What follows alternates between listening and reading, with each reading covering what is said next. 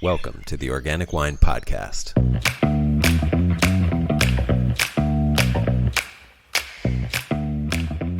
Hello, this is Adam Huss coming to you from Los Angeles. Thanks for listening. My guest for this episode is Zaitouna Kusto. Zaitouna is the general manager at Esters Wine Shop in Santa Monica, California. Zaitouna exemplifies what I think are some of the best qualities in wine sales. Someone who listens carefully and doesn't impose their own preferences and judgments on what others want. This has led Zaitouna to have some unique and interesting perspectives and observations on wine, and I think this conversation will give everyone something to think about, react against, and be both challenged and entertained by. I always enjoy talking with Zaitouna, which should be apparent from this interview, and I hope you'll be as charmed and delighted as I clearly was. Enjoy! Zaitouna, welcome. Hey, thanks for having me.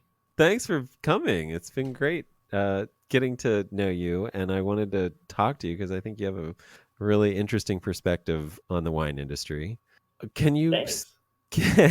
can you tell a little bit about yourself? Like, where'd you come from, and where are you now? So, yeah, I have a bit of a long and kind of an interesting background with this industry. So, my father's side of the family, my grandfather's name was Tom Feeney, and he was a grower in Santa Rosa. Um, and we sold to Deloach and Sonoma-Cutrer, Williams-Sonoma, Gergich Hills, bunch of big houses in Sure. Sonoma County in the 90s. And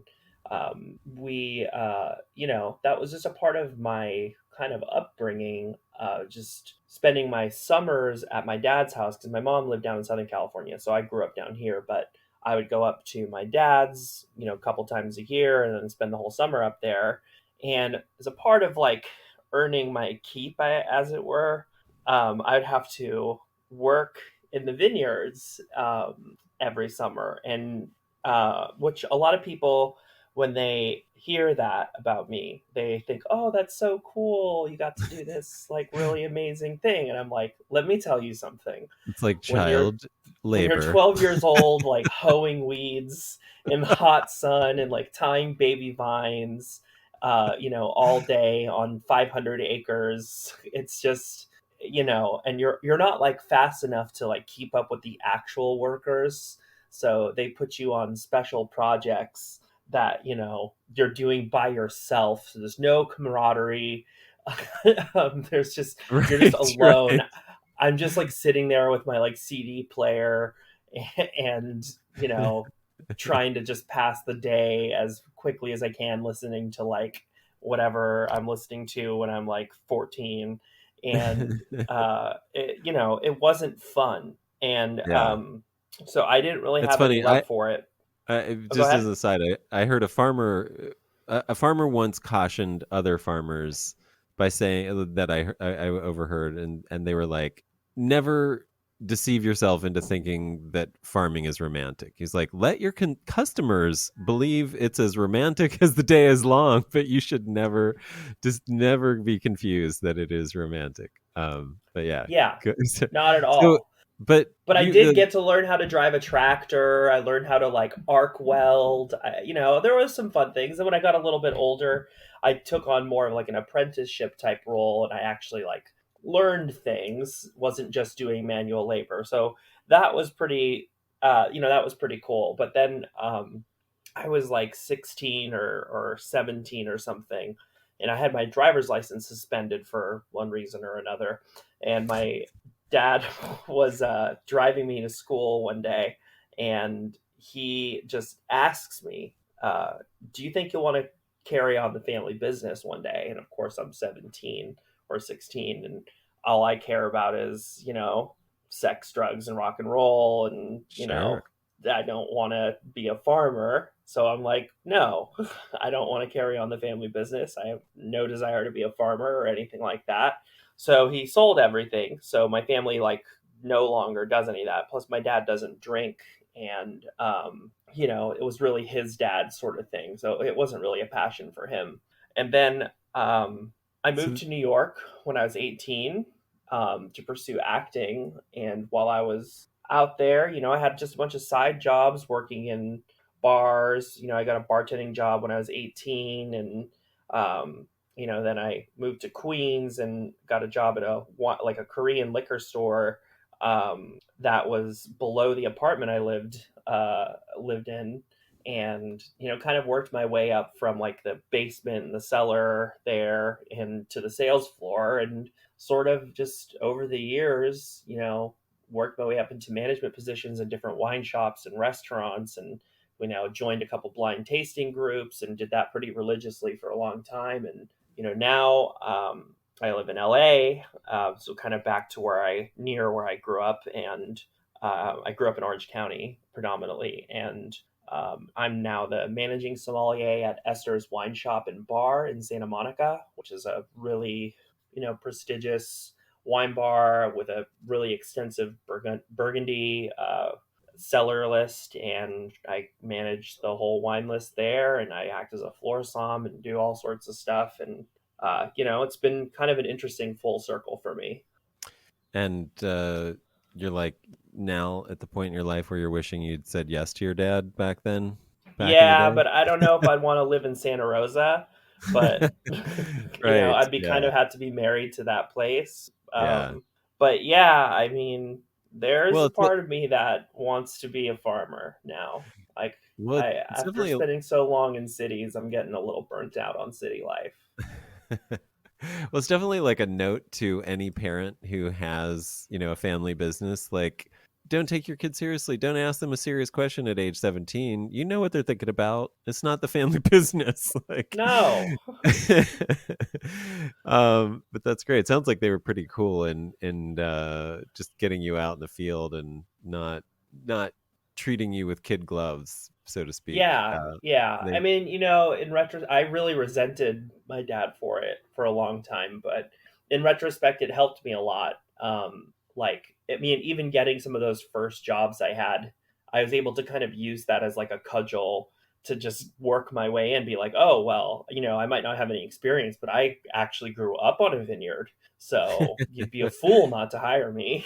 So it's in my blood. I wine's love in my blood. I've literally used that cliche line in like job cover letters, a long time ago. So it So why? worked. So why what was the family's interest in wine and I mean how did that come down through the years? Like how did they end up as farmers up in Santa Rosa? My grandfather just fell in love with it. I think. I mean, he was. I mean, he started off doing insurance, but I think he bought at.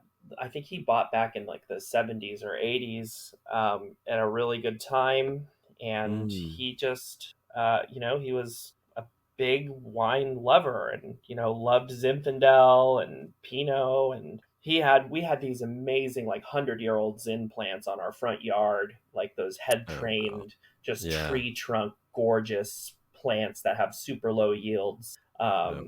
And I remember just going out as a kid and just eating the berries, in October and stuff like that. And I have like a bit of a fondness for that sort of stuff at this point. Just the now the what part of that? Just like you live in LA, so Yeah. it's not like you're surrounded by nature. Although I've been trying to get into some urban foraging as much as I can, marking on a little map like where the loquat trees are and stuff like that. But Yeah. like there's something really, like you said, like romantic and just cool about this agricultural product that you are cultivating, and it's growing right in your front yard, and then it's ending up in people's wine glasses. It was pretty interesting experience for me. That's awesome. Well, you have to come visit our place, by the way, which um, I don't know if I've told you about it, but we have we have that going on here. So you got to come. Yeah, you said you have some vines in the front yard, right? Yeah, and the whole yard is we're surrounded by sort of. I mean, we've turned the whole thing into a permaculture food and wine garden, basically. So it's like there's over, I don't know, like there's a couple dozen different fruiting things, trees and cacti and vines and all kinds of stuff like that, and then gardens and herbs and sugar cane. It's like the whole thing is edible basically. I love And that. chickens, and we've had bees. We don't have bees currently, but we're waiting for some to move back in. It's a bad time for bees with drought. They know when the drought's here, and they don't replicate, they don't reproduce as much, so there aren't as Yeah. many wild hives out there. But yeah, you got to come and I'd love to. I love that philosophy too. I love the idea of like guerrilla gardening and just turning like every little piece of like a like a sidewalk or in between streets and stuff into edible. yes, Um, yeah, yeah. Well, it sounds like you have a pretty like revolutionary approach to a lot of things from yeah. what I little I know. And I want to get into that. You're so Esters is part of the Rustic Canyon group, right? Is Yes, it that is. correct? Yes. Right? Which is a really great group. I mean, the food is great, the wine is great, the values seem to be great. Um, can you talk a little bit about what you guys do there in the shop? Yeah. So it's funny because we sort of just changed our cuisine quite a bit. We have a new chef. So the food now is much more French leaning, California, Santa Monica food, farmers market. Great.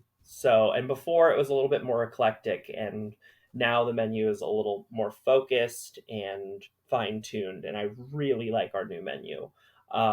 Now, the Rustic Canyon group itself is all very farm to table, farmers market, Santa Monica local driven in general, um, which I think is something really important. They're very big on Yeah. supporting organic farming. Everything that we bring in at Esters for wine is organic at the minimum. We try to have things that are biodynamic, natural, dry farmed. We carry some of your wines, as you know. Yay. We love your stuff, and Yay. Double you know, yay. uh, we have a lot of, I would say, I mean, if you're out on our shelves, it's a pretty eclectic mix. It does lean pretty heavily old world with a good amount of like kind of new wave, like, you know, California stuff as well. But then half of our wine list is in the cellar, and that's mostly Burgundy. Like, we're a huge Burgundy shop.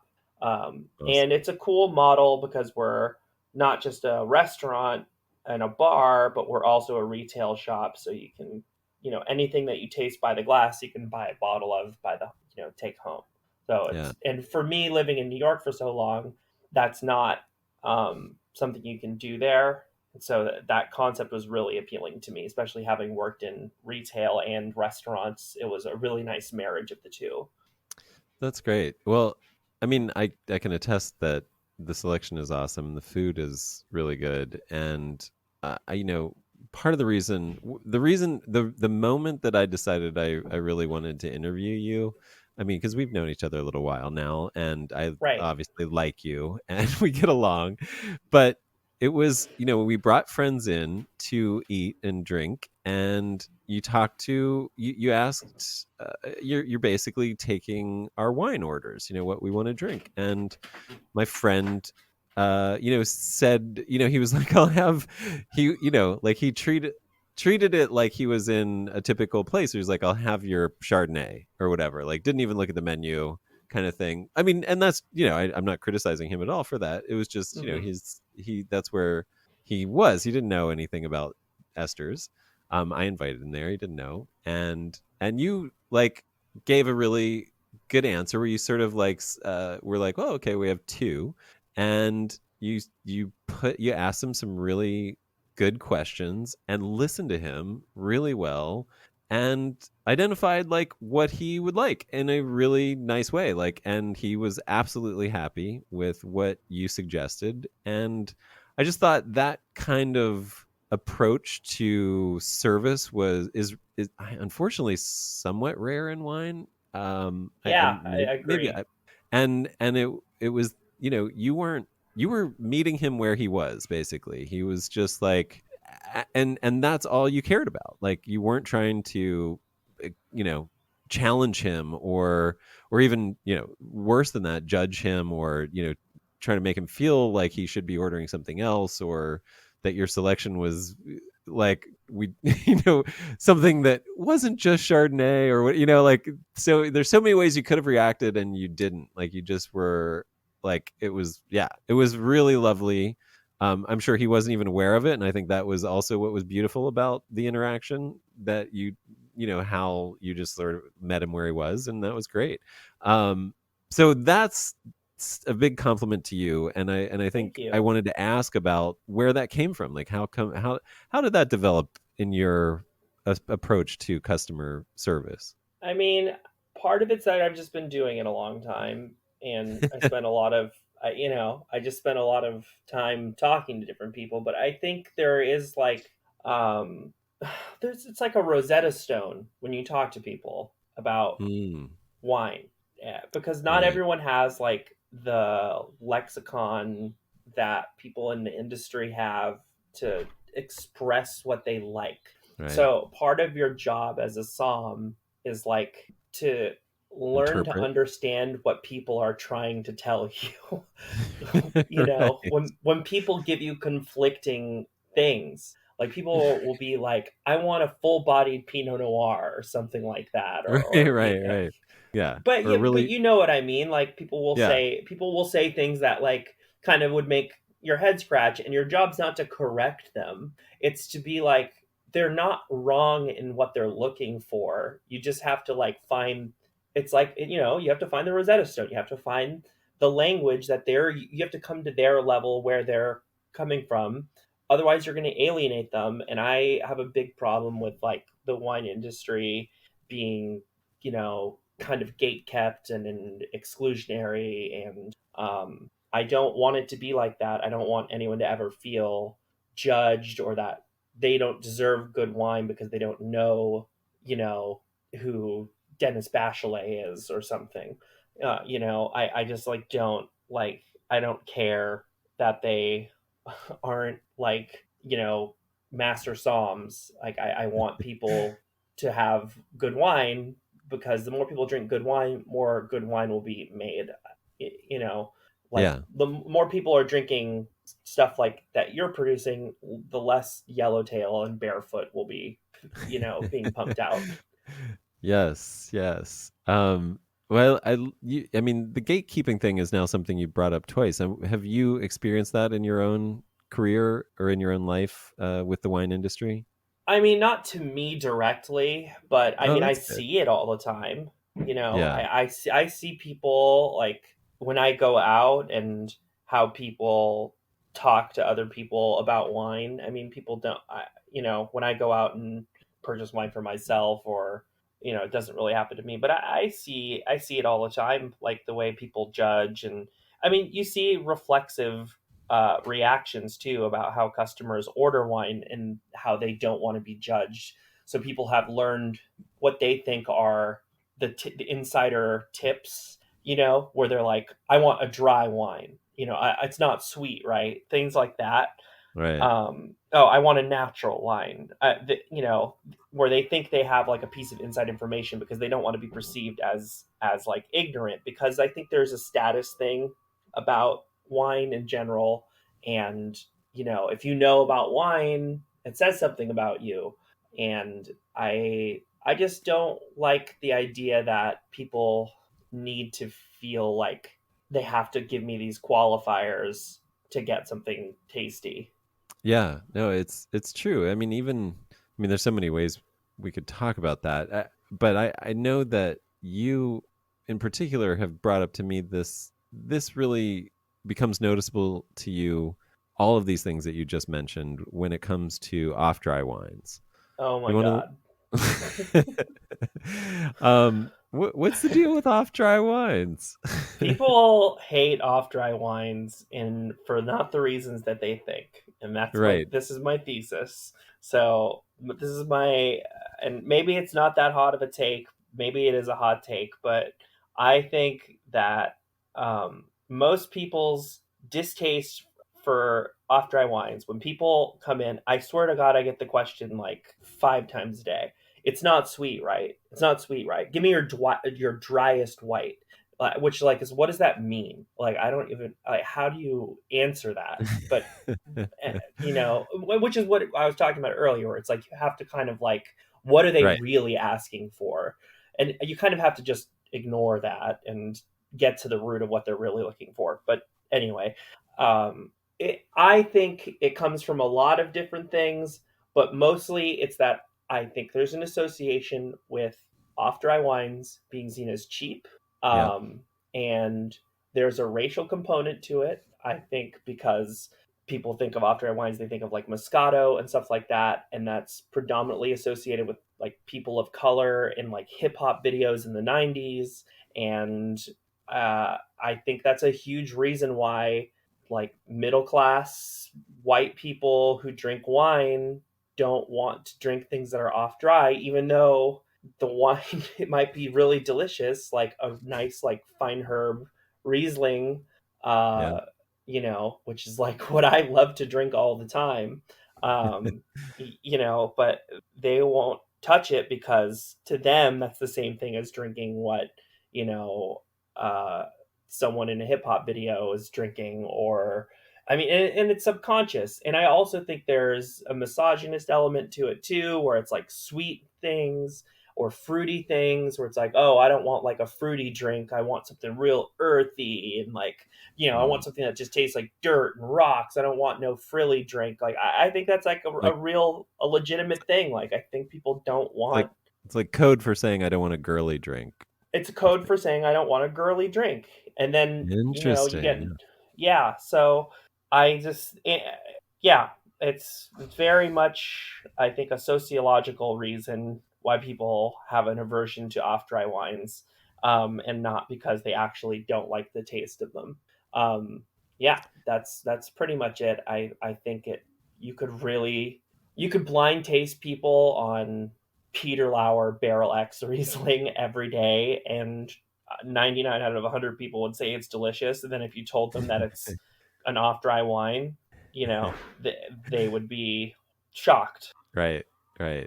Yeah, and meanwhile, every like both sales stats as well as everything stats show that at least American consumers, number one, love lots of residual sugar in their quote unquote dry wines, and prefer actually, like out of the context of judgment in a wine buying atmosphere, prefer off dry wines, like prefer a wine with a little sweetness to it. Like, I Right. But mean, they just you don't look want to be known that they do. right, exactly. That's wow. Yeah, that is revealing. They don't want to because it's seen as like lower class. It's like embarrassing for them. People see it as embarrassing, and I see it all the time. It's like this, like it's not sweet, right? It's like a pearl clutching moment. Like they're it's like they're really there's like this real like you don't judge me. I don't drink that stuff. I drink good wines. I drink dry wines. So I know what I'm Right. talking about. And because you're a wine professional, you'll respect me because I know the word dry. Like it's like I respect you so much less because you said that. Well, this can be very liberating for those of us who might get a stuck fermentation. Now we'll just be like, you know what? Zaitouna said we should just bottle it like this. Do Like it's it. gonna be, yeah, I love it. Just don't tell anyone. Right, exactly. It was a dry attempt at wine. How about that? Yeah. um, just didn't quite get there. I love that. um, but you have you have some other thoughts. What are some things that you care deeply about in wine now, right now? Sure. I mean, things that have been on my mind lately are like, okay, people are drinking too much orange wine.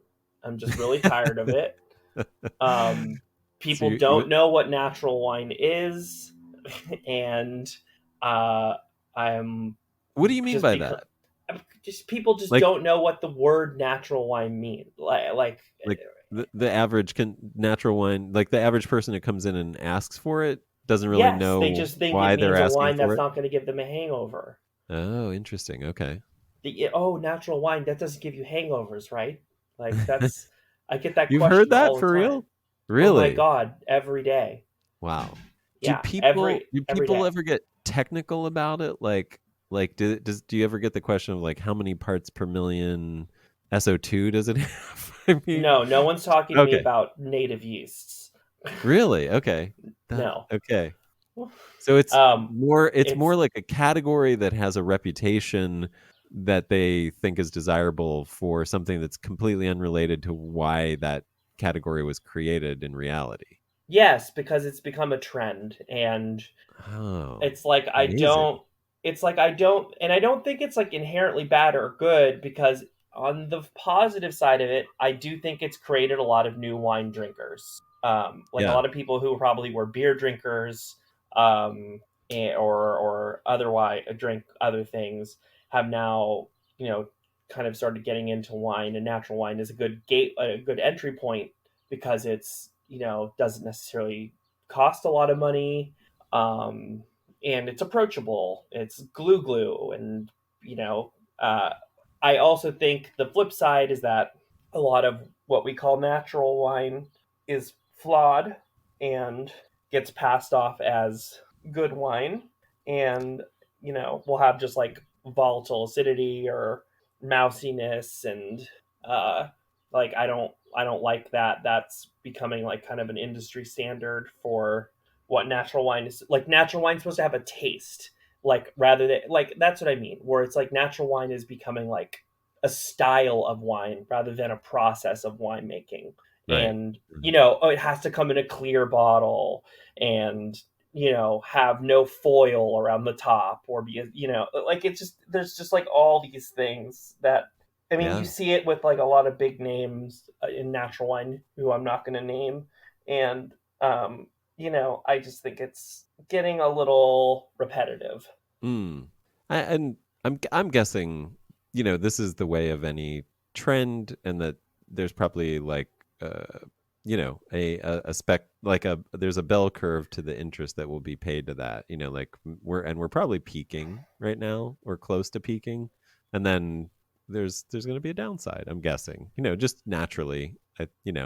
That's my guess. I don't know. Do you have a thought, or do you think this is an ongoing? I Will think we we got at least another year of it. will we be? Oh, sure. Yeah. I mean, I think, yeah, when I say peaking, I mean I could even see it going longer than that. But yeah, maybe, year to five. Yeah. But do you think, I mean, or do you so maybe this is a better question. Do you think that the generation, because I feel like it's a bit generational, or I don't know, like maybe that's a better question. Is it generational from the people that are coming in and buying it at Esters? Do you see a single generation predominantly buying it, or is it cross generational? It definitely leans more young. Yeah, that was That my guess. doesn't mean that there aren't people who are older drinking natural wine, but it definitely skews young. Are you seeing people being converted like wholeheartedly, or you see people who are coming in and have heard about it, want to try it, and they're like, oh, okay, and then they go back to their normal habits? Or are you seeing, okay, so these are like, I'm giving you multiple options. Like maybe this is C now, is like maybe a whole generation is being converted to this sort of style, and they're going to be Yeah. acclimated to things like VA and mouse, and those aren't going to bother them at all, and so they're going to continue that kind of wine consumption the rest of their life. Yes, and I really hope that's not the case, to be honest. But I think that there is a large contingency of people who are natural wine drinkers, in the same way that there are people who are just beer drinkers or like whiskey drinkers. Like Oh, wow. Okay. that's what they drink. Yeah. I mean, There are people who are converts, and there are people who will be like, I like natural wine, but I'll also drink something classic, which is like that's like my favorite type of customer. Like I enjoy natural wine too. I drink natural yeah. wine.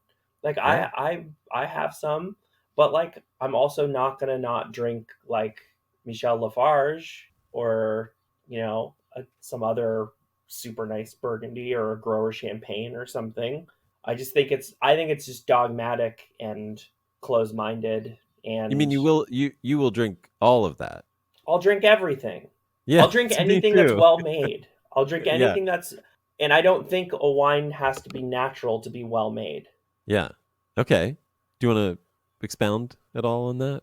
I mean, I just think that, I don't think it's required to have, and when I say to be natural, I don't mean like I prefer wines to be made without pesticides and to be made hand harvested and, you know, with better farming practices. Don't get me wrong. But that doesn't mean that you can't, like, some of the best Rieslings in Mosel are not made organically, and some of the best Mhm. champagnes are not made organically. They just can't do it. And I mean, some are, and there are great ones that are. But I just, like, I'm not gonna not drink it because they're not following a narrow definition. And I don't think that at the end of the day, what matters to me is the product that they're putting out there, and that matters more. I mean, I care more about. Okay, I like to use Stoltman as an example. Yeah, Stoltman Winery in Santa great Barbara. example. Yeah, Um, they make natural wine, but that's the thing I care the least about them. They make yeah, natural wine and do all that, but they also have like the best labor practices of like any winery I know of, and like that's stuff I care more about. And the wine tastes good. So if they weren't natural, but we're still putting out wine that tastes like it does, and they're paying their workers salary year round and giving them full health benefits, to me that's more of a success than you know most natural wineries. and they also do. I mean, they're natural. They have a natural line, I should say, but they also have a more sort of, I don't know what you'd call it, like a traditional or a Traditional, classic, yeah. yeah, like a more traditional line of wines as well. That that has was their bread and butter before they sort of Right. embraced natural wines with that other line, like the Levy Bunches wine and every Hmm. that line of things. Yeah, that's a great example. I mean, I think they're also farming pretty darn well as well. At least they've started to more recently. Yeah, they do a lot They, of dry farming, and yeah, yeah. and organic farming and everything aligned with that as well. Where do you see wine headed right now? Do you see any other trends just from working with the public, and do you see things that are being asked for that aren't out there yet? Well, aside from the orange wine trend, which right now is obviously the huge thing, um, I think Piquette is going to be a big thing that comes It's along. it's sort of like White Claw in a bottle, isn't it? I Yeah, mean, and like just like low ABV stuff in general, like yeah, verjus, and I yeah, think that's going to be kind of a thing that's going to be start becoming more available when it gets dialed in and people start making it good. You know, yeah, um, yeah. I've I mean, yet it's to had a Piquette that is convincingly great, to be honest. But I think it's only a matter well, of time till someone cracks the code. So right, but I mean, maybe great isn't what it's there for. It was never yeah, meant to be true. great, right? Like it's meant to be the Bud Light of wines. It's like, I mean, it really Yeah, is like the White Claw. It's like the party. Like it's just the water at the wine party. Like, yeah, we've got a seltzer. It's got a little alcohol in it here. Have yeah, it on ice. Um, just that sort of refreshing thing that's a nice, fun beverage, nothing, no thought needed, basically. yeah. Yeah. So, yeah, go on. Sorry. I, Well, I'll inter. yeah. I mean, I think that's probably going to be some of the next stuff to catch on. Um, I would like to see people, and I try to encourage people, especially people who are into like who are new to wine, and a lot of people who are new to wine are into natural wines, is what I've found, and I try to Nice. Hmm. give them, a balanced perspective and be like, I think it's great to like that stuff, but I think you should also try something classic too. I would just say don't have a closed mind. So I wouldn't mind seeing a revival in classic either.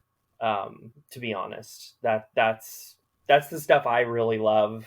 The stuff I learned about first, and will that become a trend again? I don't know. Probably not, but I can Well, I dream. mean, you do have. I mean, I think there is this middle ground, and I mean, people like the most obvious for me is somebody like Steve Mathiasen, who was never a score chaser, even though he grows grapes that go into 100-point Cabernets from Napa. The way he makes his wine will never get 100 points. Like he's just not chasing those scores. But so it's that quality of farming, and he farms organically, but he's also not a natural winemaker. I mean, I don't think anybody would accuse him of that. Like it's his wines are technically perfect, and I mean that in the best way. I don't mean like in a purist sense, but I just mean he like ensures that they go into the bottle stable and without flaws, without Right, detectable notes right. of things. And and I think there's other people like him as well. But his alcohols like on Napa cabs are 13%, and that's just unheard of today. But like we have the natural wine pendulum sort of swinging the consuming public way out beyond that, to like 11% Napa cabs. Yeah, If anybody was making wine from Napa cab as a natural wine like that. Um, and I think at the end of the day, like it might swing back, and Steve will still be standing, and be the stronger for it, because it's that sort of just a classic style that it's the and Steve, I use him as a just a metaphor for everyone who's doing that, sort of taking that middle path, because you like you said, I mean, I think on the one end everything tastes the same, and on the other end everything tastes the same. Like it either tastes like an oak barrel and super extracted juice, or it tastes like VA and mouse, and yeah, or like kombucha. Um, on the other end, and then in the middle you have like a window into terroir. Like you have this beautiful like a transparent wine, in the sense, not transparent visually, but transparent in the sense that you can see all the way back to its place of origin, yeah. and it's a unique, delicious thing that you just has these depths of layers that you can learn about and feel connected to a real life, like place. I don't know, that's not the most elegant way to express that, but No, I know what um you mean. yeah, as opposed to the other ends of the spectrum. And I don't know, so yeah, I'm throwing that out there as maybe that will happen. I don't know, do you see that happening? I think that would be nice. I mean, it's the thing is, Sounds it's like out of my control. You yeah. know, What do you look I for in wine? I mean, you said Riesling. You're drinking a lot of Riesling. What is it that you like about that? Like, what appeals to you? Why are you in love with that? complexity. They're easy to drink at the same time. like Easy like they're drinking easy to drink, but they complexity. make you think. Yeah. Like they're I don't know. There's something about Riesling that is just ephemeral and beautiful, and no two are quite alike. And they're just challenging and simple at the same time. Like they're awesome. But what I look for in wine is I like wines to be, you know, intentionally crafted like that. So I don't want a wine just to be grapes that are just crushed and thrown in a bottle. Like I want there to be some thought behind it. I think of it as, it needs to be like I'm not into abstract expressionism as a form of art, and I Hmm. don't like my wine to look like a Jackson Pollock. I want it to be. It can be abstract, but in the way that like Picasso is abstract. Like it needs to have composition, and I want a wine to have balance and structure, and is it like it needs to have a point? Like, is this wine supposed to be acidic? Is it supposed to be tannic? Is it supposed to be creamy? Is it supposed to be plummy? Whatever, and not just random. I just don't like inarticulate wine. Hmm. I like wine that has a purpose and a point and a good story. I always appreciate a good story. You know, like I'm very intrigued by winemakers with cool backgrounds, and you know, I mean, that's part of what I love about you guys. I always love to recommend you guys. I just think it's awesome that you make wine in LA.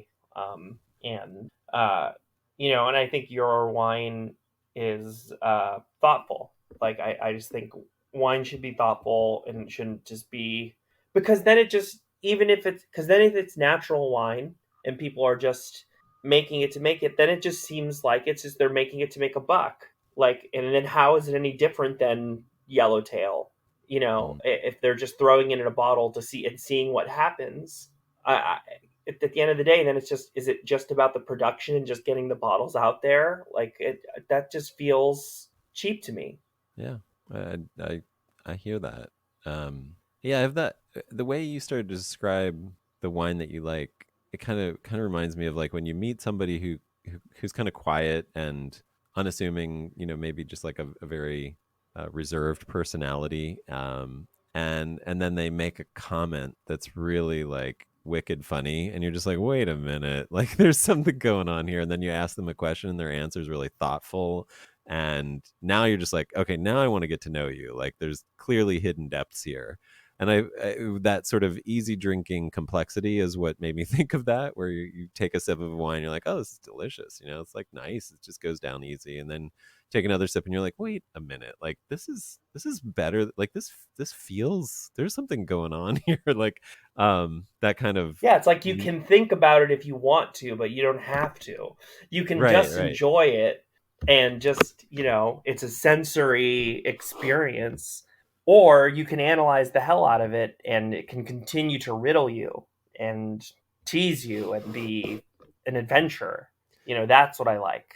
Now, did you? This is kind of a random question. Did you have any? Did you have to do any formal training, certification? Have you done any of that, like I have WSET not or? actually up until this point, but I actually today just signed up and I just had to test into WSET level 3 because I didn't do levels 1 and 2, so I had to take a test to see if I could be in level 3. So, and I passed, and I'm starting my WSET 3 this summer.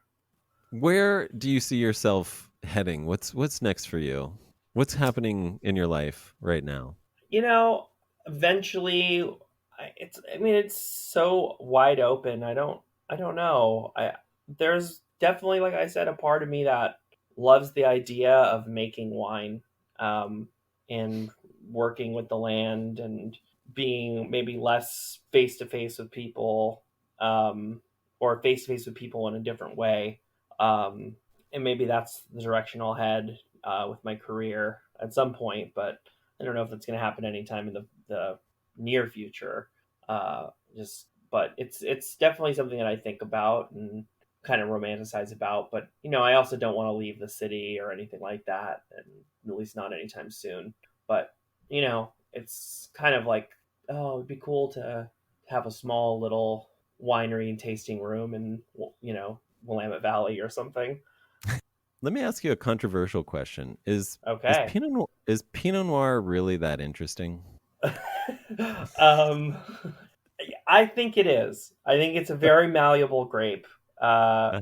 I don't think it's the most interesting grape, but I think it is very interesting. It's certainly probably one of the most interesting red wine varietals, though.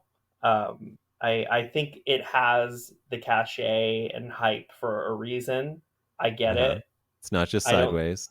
It's not just sideways. I do think that movie was unfairly damaging to Merlot, which I think is a fine Yeah. varietal.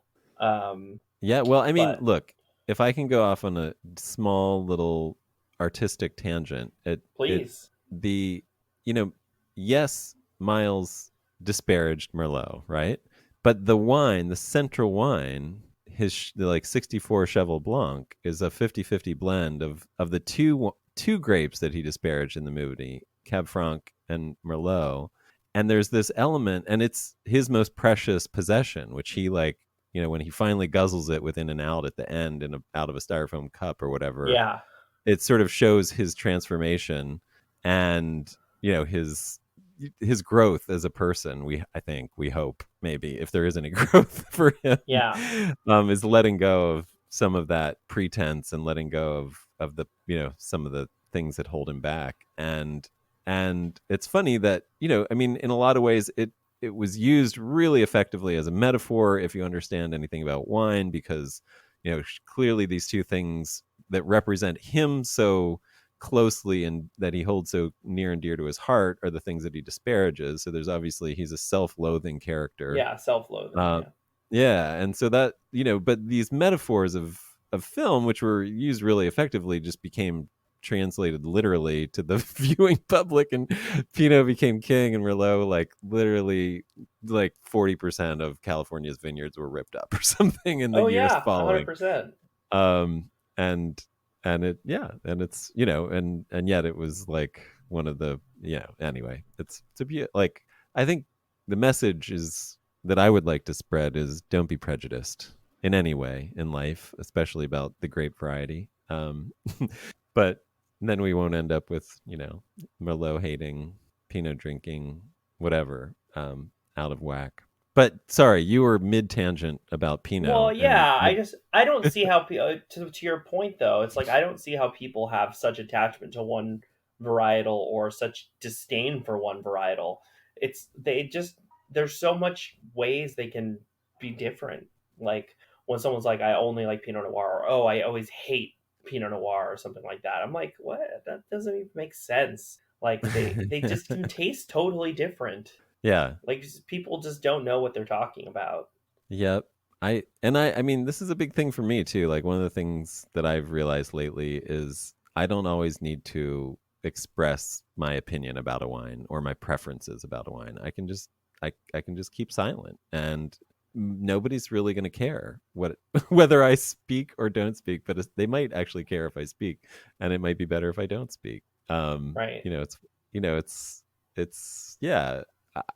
And I mean, for me, obviously, like, wine, I'm sure this is for you, it's about exploration. I mean, like, the variety is what's fun. I mean, I can also see a world where there was only one grape, and we like just totally geeked out on how that grape tastes in every different corner of the planet, grown different ways, made in different ways, and you could make a million different wines from the same grape. But then you add in, like, a couple hundred different grape varieties, and the possibilities are limitless. Like, there are worlds Right. of wine to explore, and and lands to taste through the lens of wine. um Yeah. what other wine drinking habits do you have? Can you give us any tidbits from being on the inside of this industry? What do we need to know to uh to seem smart when we come into your shop? I just I think the best customer is a customer with an open mind, Yeah. who trusts in the som or whoever is selling them wine. So someone who's just like gives a little bit of direction. Like I always start with some basic questions. I'm like, oh, can I help you with finding something today? And yeah, that'd be great. And I'm like, hey, looking for red, white, rosé, whatever. Then I always lead it and like, okay, you want something fuller bodied, lighter bodied, things like that. And then I just kind of narrow it down from there. But it's when people come in with the like, I want uh, a a big bold Pinot Noir, that's I not mean, sweet, but uh, you know, with all these other qualifiers, it's like just don't try to do too much. Like it's okay that you don't know. Like that. That's really it. Like it's okay to not know. It's okay to trust in someone else who knows more than you. Like if I was going to a mechanic, I wouldn't. I don't know what a carburetor is. Like I'm not gonna try to like outgame the person that's helping me. uh so that's if I could say anything, it's to have a little faith in the people you're shopping from.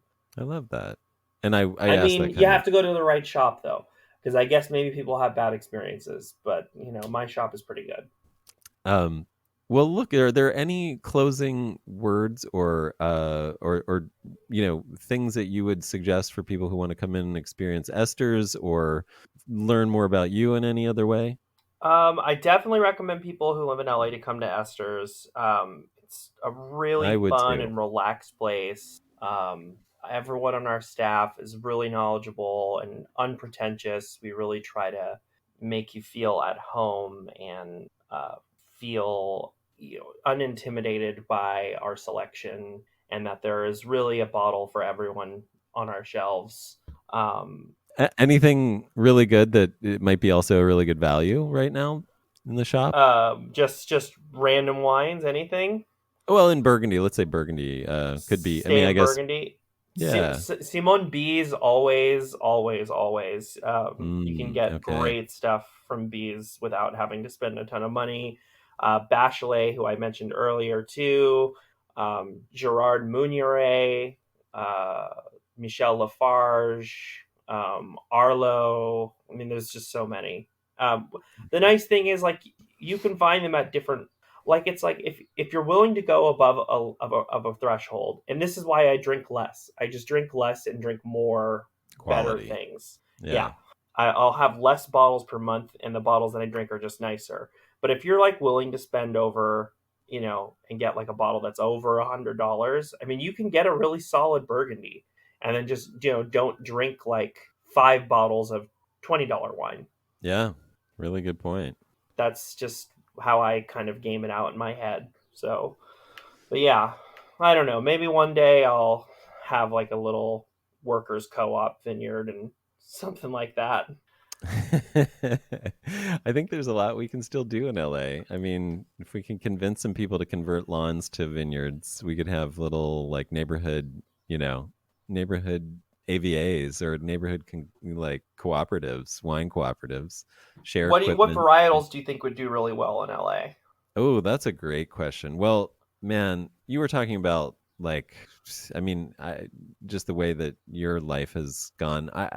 I go down these rabbit holes, and where I am, I don't ever see myself planting anything that doesn't have some native genetics in it at this point in life, because what I want to represent is something that's true to place, and also I want something that grows well without and has super strong genetics that are adapted to Yeah, the place, so you don't without have to give it. manipulating it a ton. Yeah, you don't need chemical crutches. Even organic sprays. I mean, LA, like yeah, I think LA is one of the worst places for powdery mildew because it's a warm maritime climate. Hmm. And so our front yard vineyard, we're spraying something almost year round.